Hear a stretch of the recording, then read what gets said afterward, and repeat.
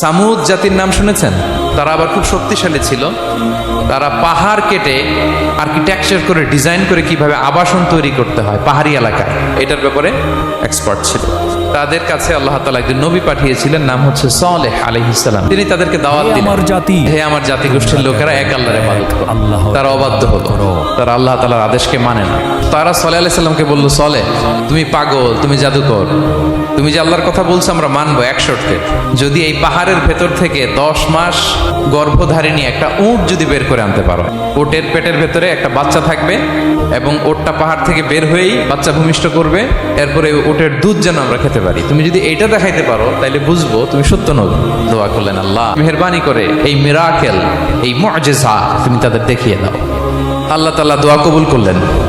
হাজার হাজার মানুষের সামনে চাক্ষুষ দিবালোকের মুহূর্তে পাথর ভেঙে একটা উট বেরিয়ে এলো বিশাল আকৃতির,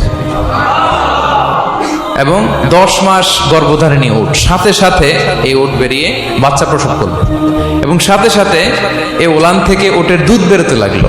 হাজার হাজার লোক এটার ওলান থেকে দুধ নিয়ে তারা তৃপ্ত হলো। এই মুহূর্তে তাদের কি করা উচিত ছিল বলেন তো? আশহাদু আল্লা ইলাহা ইল্লাল্লাহ ওয়া আশহাদু আন্না সালিহান নাবিয়্যুল্লাহ, এটা পড়া দরকার ছিল না?